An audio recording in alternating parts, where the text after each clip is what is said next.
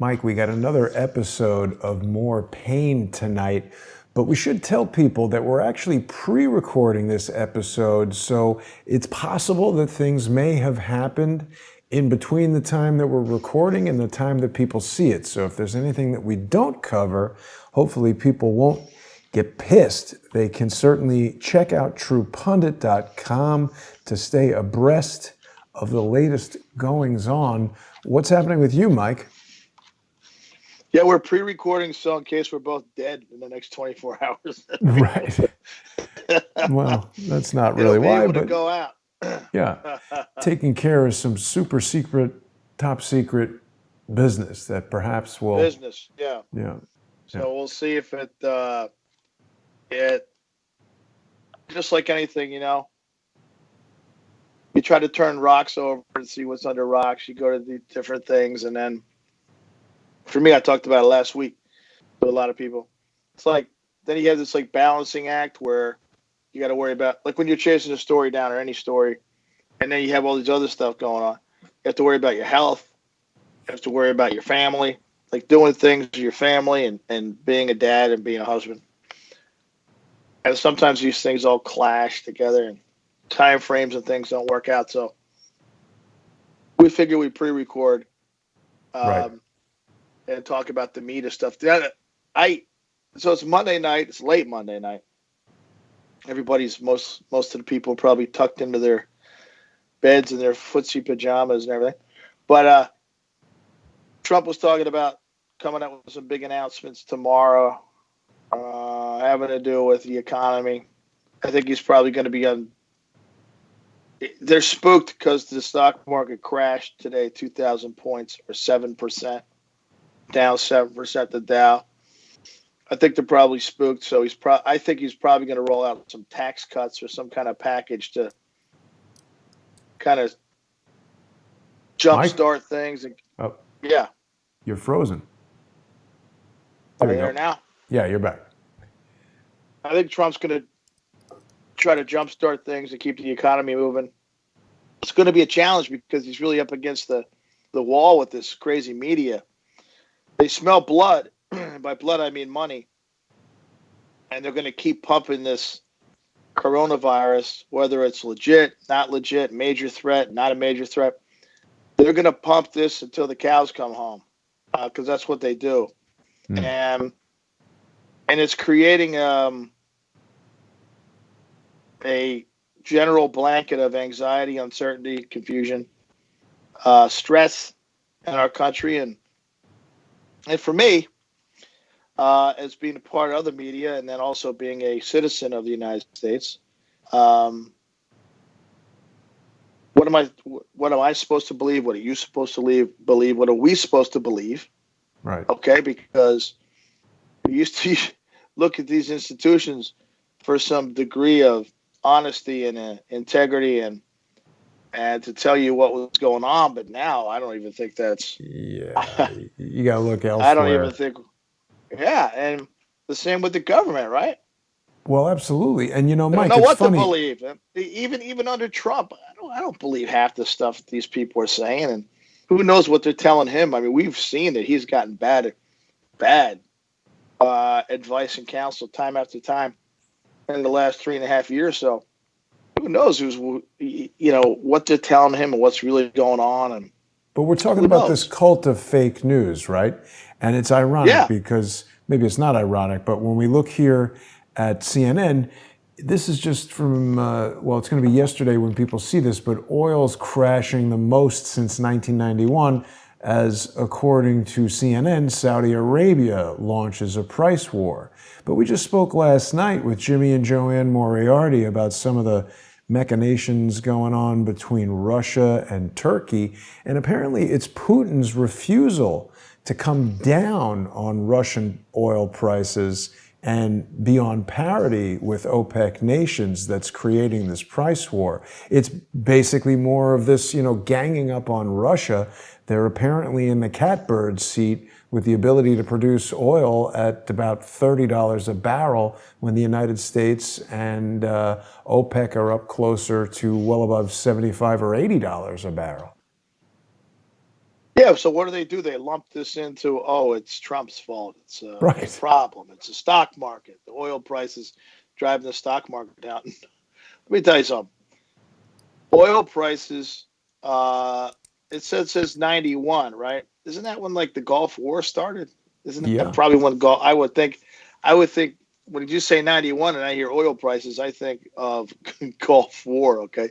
So in times of uncertainty like that, where there's a war in the Middle East, and the U.S. is involved in it, yeah, oil prices are gonna be very turbulent, to say the least. But what the hell does that have to do now? Like in other words, that wouldn't necessarily lead to a 2,000 point beatdown in the Dow Jones. It may affect oil stocks and energy stocks, but really, I mean, you're seeing. I think and I said it last week in a tweet when the Dow was at 27,000.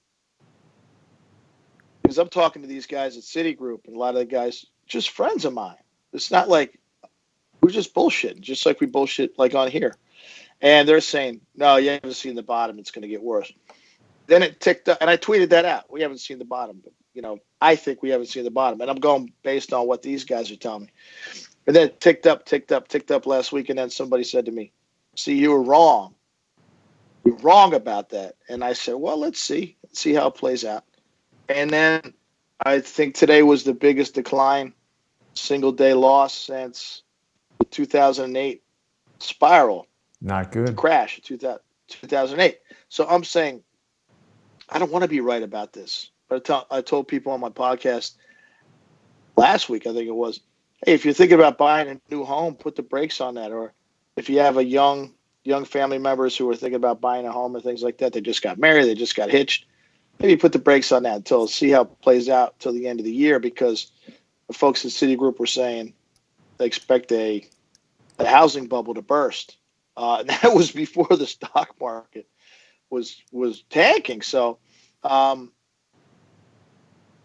a lot of this is driven by fear, right? And fake news. We don't know. We don't know how bad this is going to get in this country, this virus. Yeah, it's good to be prepared, but being prepared isn't running around like a chicken without a head. And also, you could be as prepared as you want, but if there's no food in the supermarket and nobody going to work doing their jobs, you can only do so much. Yeah, and it's a good point. And what's the use of being prepared if you wipe out your 401ks and stuff in some kind of panic? I mean,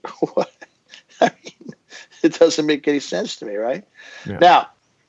Now, there's so many different facets of this, but when I see these news organizations, and I'm like a connoisseur of news, because I like to see who's doing what, why they're doing what.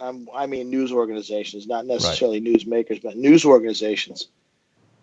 And I wouldn't say any of them are being very responsible right now. And so for me, and I understand the economics now, about being almost 4 years in the news business.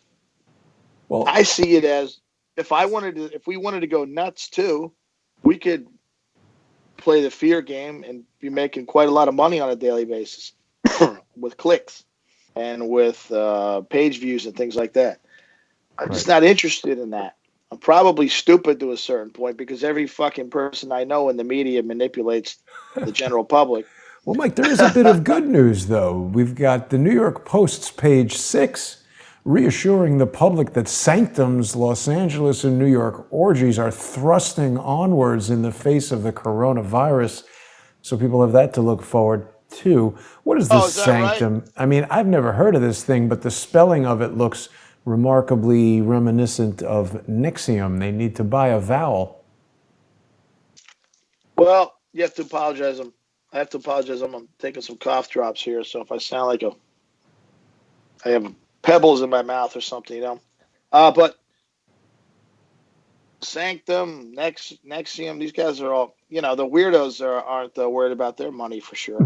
And, well, they're not worried about getting coronavirus or AIDS or herpes. They're just having orgies. No problem. Something I found in my travels. poor people don't get involved in these things like Right. Nexium, and unless they're being trafficked and exploited, and they don't. Yeah, by the time they realize that, it's too late. But these other folks who are bebopping around these places, they're ultra wealthy. But a lot of them are trust fund kids, trust fund recipients, and they never really had to work for a living, or they're just so fucking rich they don't know what to do with their time and money, so they say, yeah, let's go do this, and at least other stranger things.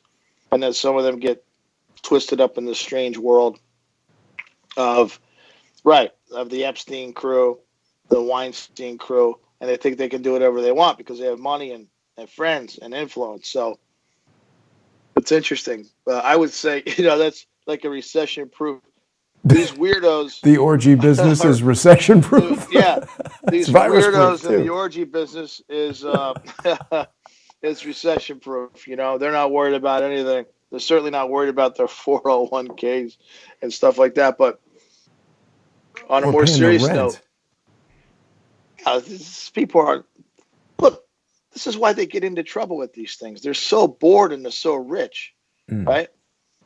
You have to do something during the day. Not everybody's a goddamn rock star. Right. Even rock stars have to play at night. Right? But these guys, these guys, they can sit around and get all tanked up during the day and stuff like that, but you still got to go on stage. These other people are perpetual rock stars, man. And they just, how are you contributing to the fabric of our country? You're not. So, and they get involved in all this weird stuff. And then they say, oh, wait, you guys, you don't know what's going on. You peons that don't make any money. Conspiracy theorists. And then all their friends get arrested and they get killed in prison. These things, and they're all like scratching their head. Am I next? He forgot his tinfoil hat must have been the problem. Speaking of rock stars, Mike, I want to remind everybody to be listening to the Thomas Paine podcast. Episode 12 is out right now. And if people haven't been keeping up, they can go to Apple Podcasts. You can go to Google Podcasts, Spotify, all kinds of places. You can hear the Thomas Paine podcast. It's absolutely blowing up. And Mike, in just about 15 minutes, people are going to be able to catch the sponsor exclusive portion of the show. We're going to transition over to patreon.com/truepundit, patreon.com/crowdsourcethetruth, and subscribestar.com/crowdsourcethetruth. It's a great way for people to support independent media, to get your insights and to hear the conversations you and I have every week. People can also be getting their news from truepundit.com. A lot of great stories on there. Dr. Drew is saying that the media is hurting people and needs to be held accountable for causing panic. I like where he's going with this. Some people objected to my approval of Dr. Drew. I forget what it was that he did, but I enjoy listening to him on the radio. He seems sensible to me. Well, I mean, it's somewhat, I agree with a lot of things he's saying. It's kind of the flavor before he even talked about this. You asked what we wanted to do tonight, what I wanted to do tonight, and I wanted to tackle like this crazed panic that's really making it hard in the future. I mean, we all know about the boy who cried wolf. Maybe in today's day and age, I should say the girl who cried wolf too, or the whatever who cried wolf. Them who cried wolf. Them who cried wolf. Yeah. Pick your pronoun, Mike. I have to be careful. It's like very dicey. You think this fucking virus is bad? Oh, this is the real minefield, right? The word virus. If you say something wrong or it's taken the wrong way, But now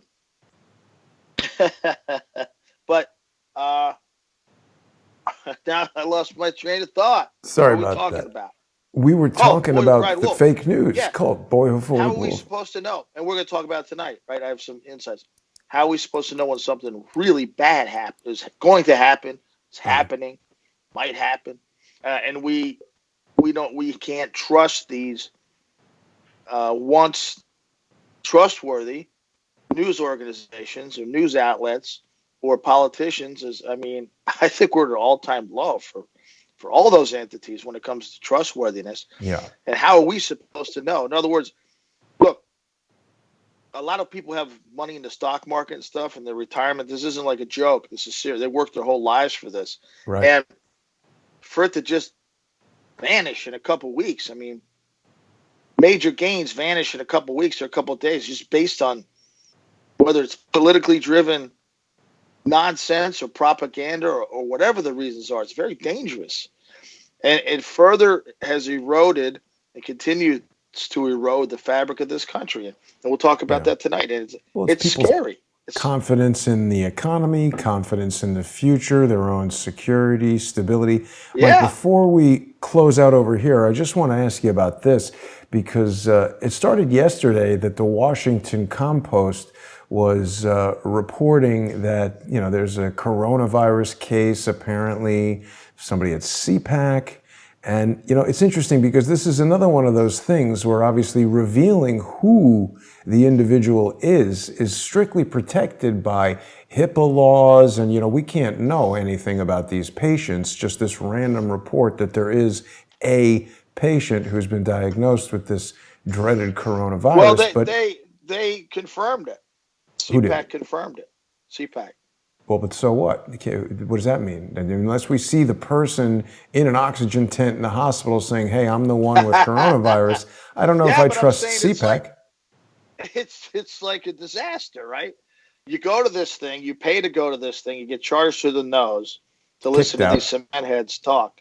Yeah, listen to these cement heads talk, right? Guys who have very little experience, but they're propped up by the establishment because they're safe. In other words, whatever they have to say is safe. They won't put a guy like me on it, give me a microphone, because I'll torch the whole fucking place. You know what I mean? But I don't know why they wouldn't want that. These guys are all full of shit, and they know. See, grifters know who to avoid. It's just an sense that they have. But they had Trump speaking there, so there are some speakers that. Yeah, but I'm talking about the whole thing. Right. All the people that go to these things and see all these people who are, it's very strange. The whole thing is strange. Okay. It's like an event of people who I don't like these things. Go back to work. There's a lot of work to do in this country. If you're a journalist, go back to work, do something. Don't pat each other on the back. You haven't done anything, like my estimation. We have a lot of problems, right? And you can see these morons talk on television or on the internet for free during the day. Why would you show out $300, $400, $500 plus let's hotel be fees? Fair. There's some people here who I think we would support. I don't like it. I don't like it. I think it's nonsense, and I think it's like an ego thing, and it's just not my game, right? So in the last 2 minutes, Mike, I got a very specific question for you that pertains to today's topic. So we've got this situation that's sort of like queued up, right? Pence and Trump both speak at CPAC. Now we've got somebody at CPAC who's been diagnosed with coronavirus. How do we know that the deep state's not going to do some biological attack on Trump, on Pence, and say they both got coronavirus and then slip in Nancy Pelosi? Well, that's the whole point of what we're talking about, right? Right. Who do you believe anyhow? Who do you believe? Who can we believe anymore? Do you believe these guys? Do you believe the Washington Post? Who do you believe? And when you're out on the sea and it's turbulent and there's no lighthouse that you can trust, you're going to end up on the rocks.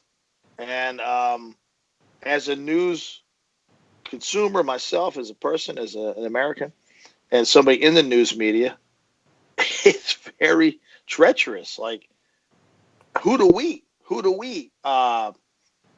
repost stuff from, right? How do we know that this stuff is on the money? So there's so much uncertainty out there, and it's a good point, right? Not only that, what are the obligations for CPAC to reveal there are thousands of people at this thing who this person was, or make sure that those people are safe, right? Because they did reveal that person's identity to politicians. Oh, they did?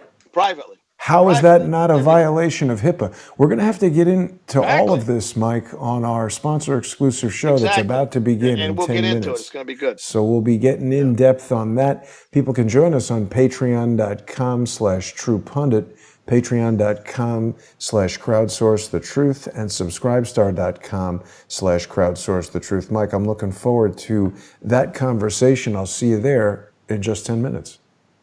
Thanks, man. Good stuff. And thanks everybody for watching. See you on Patreon and Subscribestar.